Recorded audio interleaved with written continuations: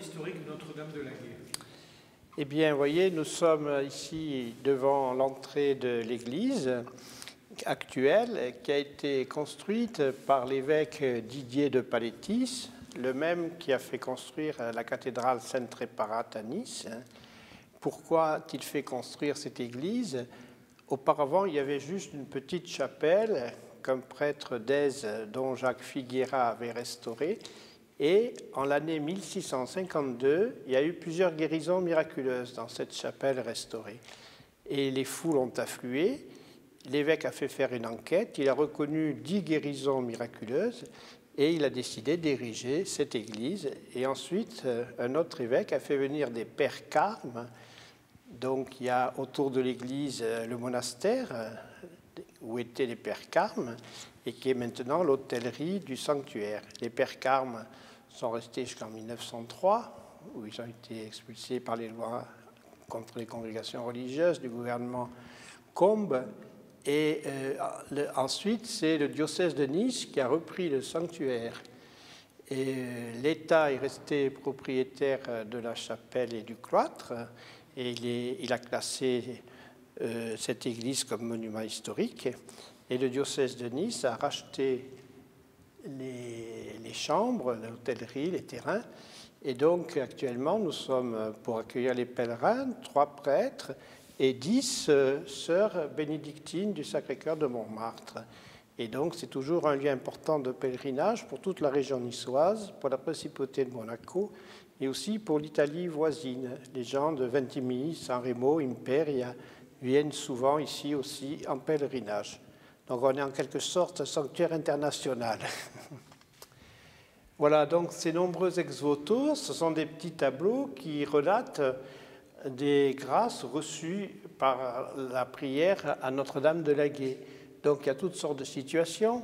Il y a des malades qui ont été guéris, il y a des accidents qui ont été évités. On a toutes sortes de témoignages de foi, puisque les gens ont voulu manifester leur reconnaissance en faisant peindre cet ex-voto à leurs frais. Mais c'est des témoignages de foi, c'est des témoignages aussi sur la vie au 19e, 20e siècle, et puis on en a même toujours qui arrivent, et soit sous forme de tableaux, soit sous forme de plaques de marbre. Donc c'est des témoignages intéressants aussi au point de vue de l'histoire, de la population et des mœurs. Alors les gens regardent toujours ces ex-voto parce qu'il y a des ex-voto dans d'autres sanctuaires, mais ici il n'y en a pas très nombreux et qui sont restés en place. Souvent ailleurs, on les a mis derrière des vitrines ou dans des musées. Là, ils sont restés à leur place, c'est-à-dire que les gens qui viennent prier autour du cloître, ils voient tout ce qui s'est passé dans tous ces témoignages d'action de grâce.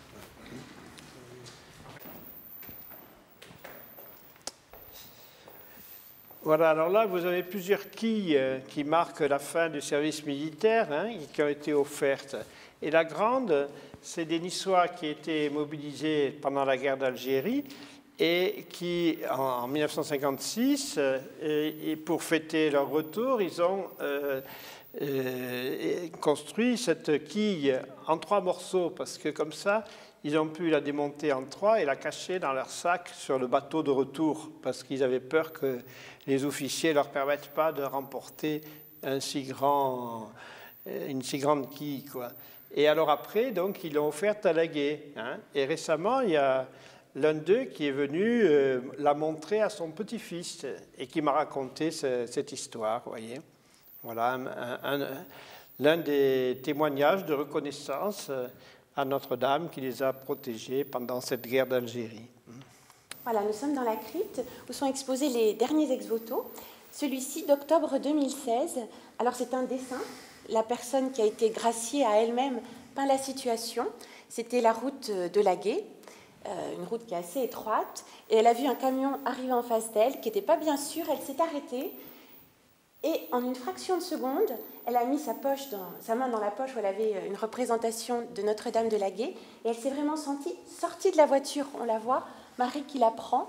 Les freins du camion ont lâché et la voiture a été pulvérisée. Et à quelques secondes, elle aurait pu être tuée sur le coup. Donc elle est venue rendre grâce pour ce miracle qui lui a sauvé la vie. Alors la crypte a été aménagée au XIXe siècle comme un lieu supplémentaire de prière. Donc il y a des ex-voto, il y a même des béquilles de gens qui ont été guéris. Et puis à côté, il y a les tombes des pères Carmes. Les pères Carmes du XIXe siècle sont enterrés à côté. Et chaque année, d'ailleurs, on vient le 2 novembre bénir ces tombes.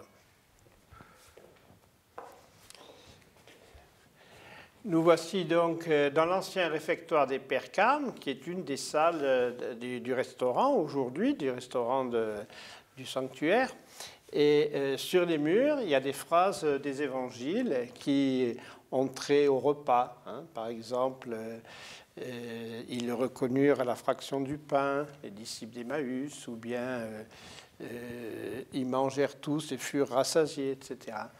Alors, c'était la salle à manger des Pères Carmes, mais c'est l'une des salles aussi où on peut venir déjeuner ou dîner au restaurant tous les jours. Donc ici, c'est l'ancienne salle capitulaire, c'est-à-dire la salle où les religieux se réunissaient en chapitres pour parler pour décider de la vie ordinaire. Vous avez les écussons du Carmel tout autour. Ça représente une montagne stylisée, le mont Carmel en Palestine, où ils ont été fondés, et puis une croix, et puis 3 étoiles qui représentent les protecteurs du Carmel, c'est-à-dire la Vierge Marie, le prophète Élie et le prophète Élisée. Et puis au-dessus, alors sur le plafond, vous avez des armoiries symboliques de religieux, avec des devises en latin. Et puis là, vous avez le portrait de Didier de Paletis, cet évêque de Nice, qui a fait construire le sanctuaire de la Gaie et qui a commencé la construction de la cathédrale Sainte-Réparate à Nice. C'est la même époque.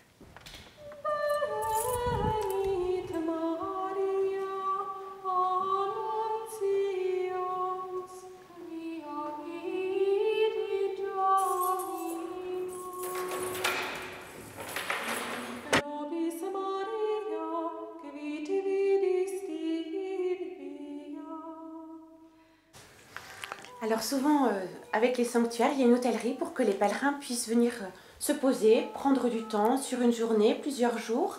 Alors il y a différentes démarches. On accueille des pèlerins, des vrais pèlerins à pied qui font la route vers Saint-Jacques, vers Rome. On accueille des retraitants qui viennent passer une journée, plusieurs jours. Et puis aussi parfois des personnes en recherche qui ont besoin de se poser. Un sanctuaire, c'est un peu une oasis dans notre monde qui est bruyant, qui va vite. Voilà, on se retrouve un petit peu à l'écart, loin de son milieu habituel, pour prendre le temps pour soi, pour le Seigneur, pour réfléchir, faire le point, une étape de sa vie. Donc on a différentes cellules, ce sont des chambres qui sont autour du sanctuaire, qui sont mises à disposition des pèlerins, des retraitants, pour pouvoir vivre ce temps auprès de la Vierge Marie. Nous avons une bibliothèque, ce qui permet aux hôtes d'emprunter pendant leur séjour un livre sur la spiritualité ou sur la vie d'un saint ou sur l'histoire locale. Ici, c'est le bureau d'accueil des prêtres. Vous voyez mon collègue, le père Joseph Nalino. Et parce que tous les jours, 7 jours sur 7 et toute l'année, un prêtre est disponible. Comme nous sommes 3 prêtres, c'est notre rôle d'être disponible. Et donc, à tout moment, on peut rencontrer un prêtre pour parler, pour confier une intention de prière, pour se confesser. On a tous les jours des confessions ici. Et puis aussi pour bénir les médailles, les chapelets, etc. Donc, c'est un lieu aussi d'accueil qui est très important pour le sanctuaire. Et on a parfois des incroyants ou des musulmans aussi qui viennent discuter, qui viennent se confier. Alors cette belle église baroque, qui est notre chapelle du sanctuaire, elle a été faite en 2 ou 3 ans, malgré les moyens de l'époque et le fait qu'il n'y avait pas de route, il n'y avait que des sentiers muletiers. Comme toutes les églises baroques, elle est décorée abondamment. L'autel, la balustrade de communion, le rétable sont en marbre, polychrome. Il y a la statue de Notre-Dame de la Gaie qui est au centre, derrière le tabernacle. Et la Vierge Marie présente son enfant qui tient un livre, le livre des évangiles. Et au-dessus de la Vierge, il y a une colombe avec des rayons qui symbolise l'Esprit Saint. Et puis on a un orgue qui a été restauré il y a quelques années avec l'aide du prince de Monaco, qui est venu d'ailleurs assister à sa bénédiction, parce que la famille princière de Monaco est très attachée à Laguet. Notre mission au sanctuaire, c'est d'abord la prière et l'accueil. Et la vie liturgique a une grande place aussi dans la vie du sanctuaire, puisque c'est dans cette chapelle, qui est ouverte à tous et où chacun peut venir participer, que nous prions la liturgie de l'Église, la liturgie des heures, dès le matin avec l'office des laudes, jusqu'au soir avec l'office de complis. Et tous ceux qui y passent ou ceux qui logent au sanctuaire peuvent venir participer à cette prière qui est la prière de l'Église. Aujourd'hui, nous avons une journée d'adoration pour prier pour les vocations, et l'adoration est chère à notre congrégation bénédictine du Sacré-Cœur de Montmartre. Ça fait vraiment partie de notre charisme de prier devant le Seigneur Jésus hostie, d'intercéder pour notre monde et de lui confier les intentions aussi que les personnes nous remettent.